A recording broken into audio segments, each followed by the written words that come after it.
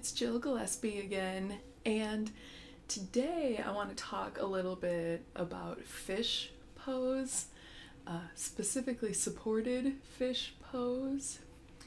We're kind of at a time in our culture and our existence where we spend a lot of time sitting hunched forward, necks forward, head, shoulders forward. We're very like this all of the time. And I love fish pose because it makes our torso go exactly the opposite direction sometimes.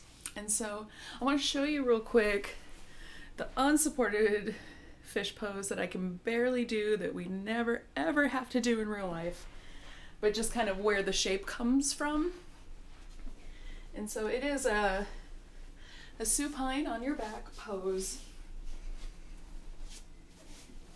where, and I've mostly only seen it in books, but essentially the shoulders have rolled up and back and the arms are on the floor supporting us as our chest is lifted and our head lays back on the floor. So it's a very, very intense heart opener here, and it's a lot of work when there's no support, right? But we can still take that idea of really pulling our shoulders back and really opening up the front side of our body while using supports, which is how I do fish pose all of the time. And so what I'm going to do is I'm going to go backwards, and so I'll start with the more active variations of it, and then work my way back to the more accessible, more restorative versions of it. And so there are just so many different ways that you can support yourself in this pose, but the idea is that rolling back the shoulders and lifting the rib cage behind the heart so you can really just open. And so that's kind of the goal of doing fish. And so if you have blocks, typically what you might see in a class is a block being set to go under your back, under your rib cage, between your shoulder blades here. And then another block might be around to support your head. And then you can move the blocks around to support how big you want that opening to be and how far back your head goes. So the more open and the more your head is going back, the more intense it is on your body. And so so you just set up the blocks any way. You can set them up any direction. Try it. It shouldn't hurt when you do this pose. But the idea is that one of the blocks will go under your rib cage, under your shoulder blades there, but still give your shoulders freedom to move and to open here. And then the other block is placed under your head at however far back you want your head to be in this pose. And so you can lower your support to let your head go back farther, but only if it feels nice and you're not hurting yourself to get in this position. And so this is what you might most often do in a yoga class, is just lay on the blocks, but just know that you can set how high your chest goes and how low your head goes. And so you may even enjoy a more restorative version where your head stays above your heart, and in which case you keep the back one a little bit higher. You just don't want to squish your neck or make it hurt in any way. And so if you're at home and you don't have your blocks, what you can do is grab your trusty paperback books probably and kind of set up that same idea. You have a level that goes under your chest and you have a level that goes under your head, and then you kind of use your books to decide how high you want each of those levels to be. And then once you have your levels set with your books, what I would offer, because books aren't quite as soft as blocks, so they might hurt. So if it seems like they're really pointy, you can throw your blanket over the top of it, and so it'll still have that experience of being behind your rib cage and under your head, but it's just a little bit softer, and so you just might have to manually make some adjustments under the blanket once you get settled into it. So that's kind of our block variations that we can use when we want to be in these more active fish openings. So another option is creating like a bolster, and so you can have, rather than a support right under your rib cage and a support right under your head, you could make a whole bolster, pillows, blanket piles, and make a whole cushion of support that runs all the way down your back and all the way up to your head. And so so if you have a yoga bolster, that's a beautiful size for this assignment, but you might also be cobbling together a bunch of books and blocks and things to make something that's about as big as a bolster. You might be folding your blankets into rectangles and then adding more folds to just really start making that bolster experience.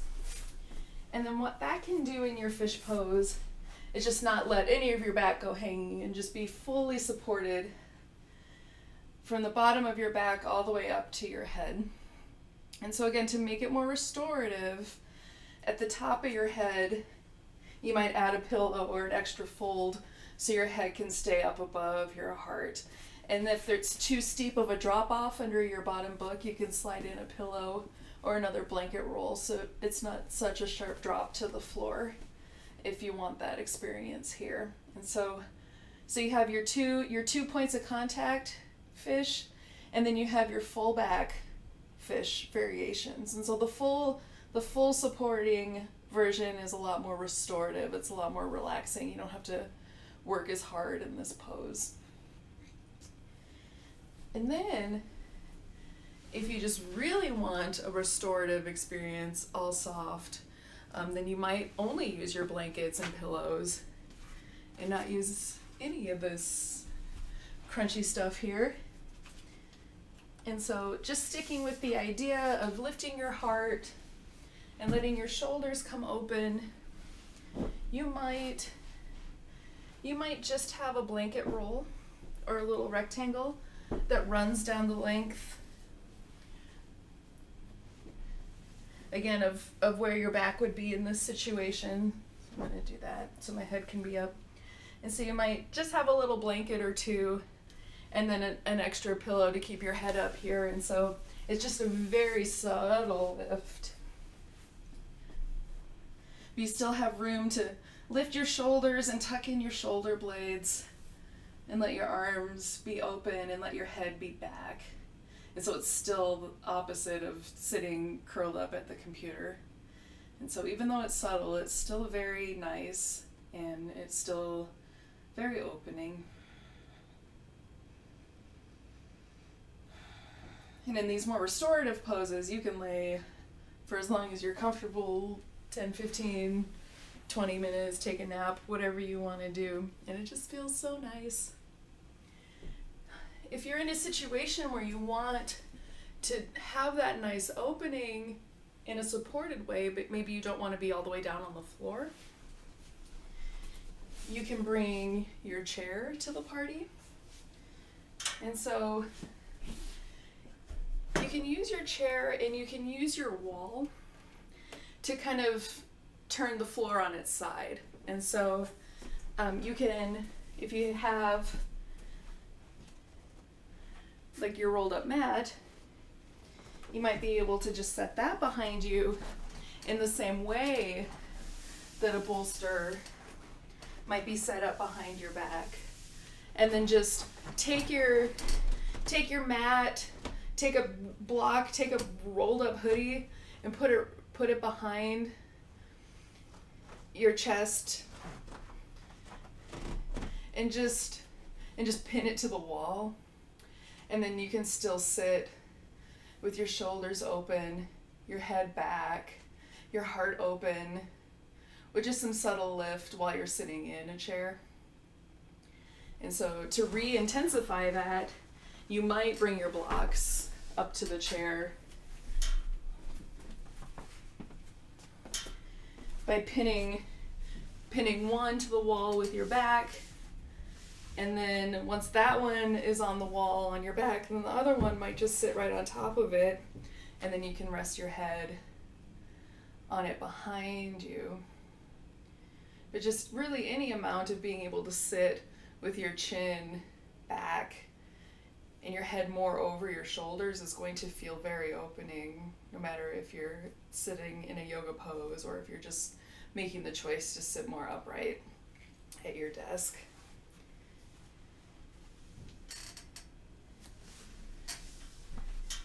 And then if you want the experience with no props, no help, you just need to open your chest a little bit.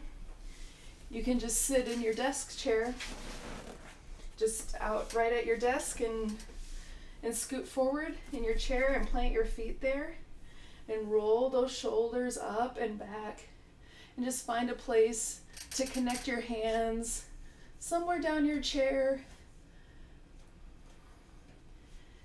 and then just let your head fall back.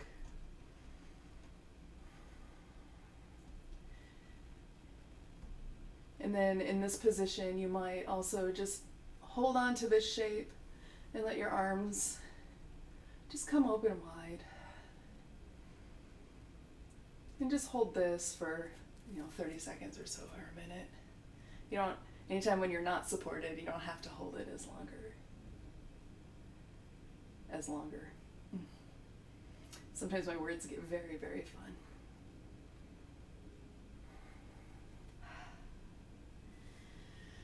So once you've played with that a little bit, then you feel more open in your heart. And sometimes the closing off that we feel and experience can be very literal because we're bent over and because we're on our phones and computers. It could be a very literal closing off. Sometimes it's emotional closing off if we're feeling blockage in our heart chakra, or just our energy is very just really caught up in our heart area mentally too.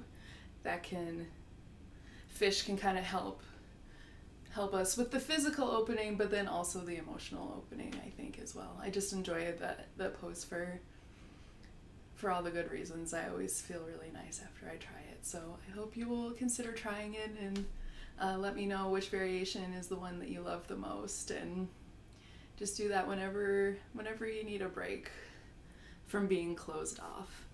All right? Have a wonderful day. Thank you.